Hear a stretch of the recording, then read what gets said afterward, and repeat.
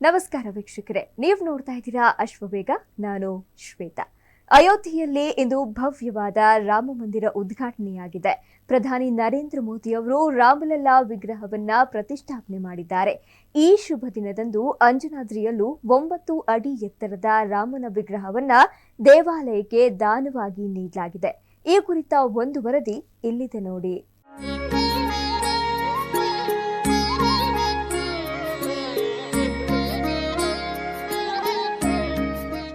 ಅಂಜನಾದ್ರಿ ಬೆಟ್ಟ ಹೇಗೆ ಅಯೋಧ್ಯೆಯನ್ನ ರಾಮನ ಜನ್ಮಸ್ಥಳ ಅಂತ ನಂಬಲಾಗಿದೆಯೋ, ಅಂಜನಾದ್ರಿಯನ್ನ ಹನುಮನ ಜನ್ಮಸ್ಥಳ ಅಂತ ಪರಿಗಣಿಸಲಾಗಿದೆ.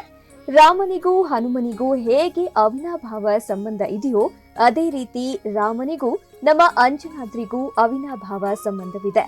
ವನವಾಸದಲ್ಲಿನ ಶ್ರೀರಾಮಚಂದ್ರ ಸೀತಾಮಾತೆಯ ಅಪಹರಣವಾದಾಗ ಸೀತೆಯನ್ನ ಹುಡುಕುತ್ತಾ ಹೊರಟ ವೇಳೆಯಲ್ಲಿ ಶ್ರೀರಾಮನಿಗೆ ಶಕ್ತಿ ತುಂಬಿದ್ದು ನಮ್ಮ ಕೊಪ್ಪಳ ಜಿಲ್ಲೆಯ ಗಂಗಾವತಿ ತಾಲೂಕಿನಲ್ಲಿರುವ ಅಂಜನಾದ್ರಿ ಪ್ರದೇಶ ಅಂತ ಹೇಳಲಾಗುತ್ತೆ.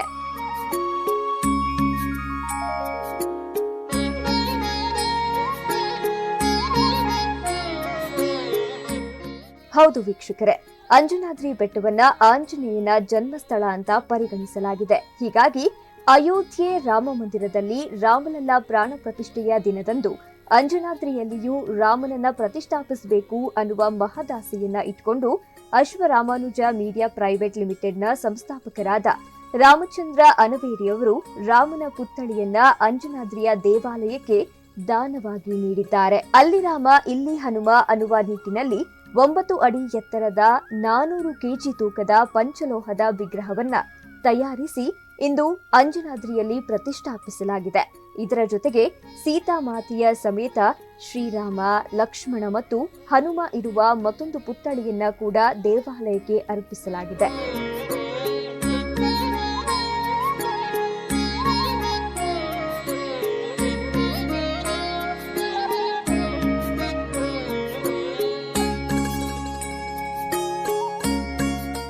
ಇಂದು ಅಯೋಧ್ಯೆ ಶ್ರೀರಾಮ ಮಂದಿರ ಲೋಕಾರ್ಪಣೆಯ ದಿನ. ಈ ಐತಿಹಾಸಿಕ ದಿನದಂದು ಅಶ್ವರಾಮಾನುಜ ಮೀಡಿಯಾ ಪ್ರೈವೇಟ್ ಲಿಮಿಟೆಡ್ನವರು ಕಿಷ್ಕಿಂಧೆಯಲ್ಲಿ ಇತಿಹಾಸವನ್ನ ಸೃಷ್ಟಿ ಮಾಡಿದ್ದಾರೆ. ಇನ್ನು ಈ ಬಗ್ಗೆ ರಾಮನ ಪರಮ ಭಕ್ತರಾಗಿರುವಂತಹ ರಾಮಚಂದ್ರ ಅನವೇರಿಯವರು ಮಾತನಾಡಿ ಸಂತಸವನ್ನ ವ್ಯಕ್ತಪಡಿಸಿದ್ದಾರೆ. ತುಂಬ ಅದ್ಭುತ ಅನಿಸ್ತಾ ಇದೆ. ನಾನು ಕಳೆದ 15 ದಿವಸದಿಂದ ಮಂತ್ರಾಲಯ ಪ್ರವಾಸ ಮುಗಿಸ್ಕೊಂಡು ಬರಬೇಕಾದ್ರೆ ನಾನು ಇದೇ 22ನೇ ತಾರೀಕು ವಿಶೇಷವಾಗಿ ಏನಾದರೂ ಮಾಡಬೇಕಂತ ಅಂದ್ಕೊಂಡಿದ್ದೆ.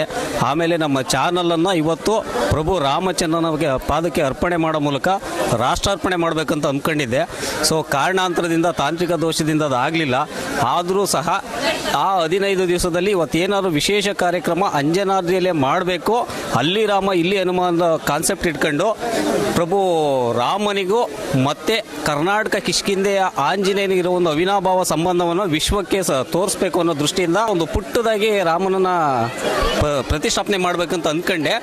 ಆಮೇಲೆ ಅದು ಹೋಗ್ತಾ ಹೋಗ್ತಾ ಇನ್ನೇ ಒಂದು 48 ಗಂಟೆಗಳಲ್ಲಿ ಅದು ಬೃಹತ್ತಾದ ಒಂದು ಪಂಚಲೋಹದ 9 ಅಡಿ ವಿಗ್ರಹ ಮಾಡಲೇಬೇಕು ಅಂತ ತೀರ್ಮಾನ ಕೈಗೊಂಡೆ.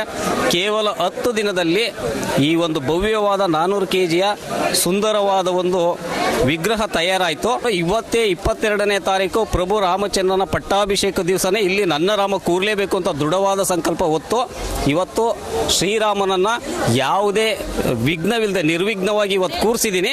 ಇಲ್ಲಿಂದ ಇದೊಂದು ದೊಡ್ಡ ಆಂದೋಲನವಾಗಿ ರಾಮನಿಗೆ ಭವ್ಯವಾದ ಮಂದಿರ ಆಗುತ್ತೆ ಅನ್ನೋ ಒಂದು ಕನಸಿದೆ ನನ್ನಲ್ಲಿ. ಅದು ಸಾಕಾರ ಆದೇ ಆಗುತ್ತೆ ಅನ್ನೋ ಧೈರ್ಯನೂ ಇದೆ.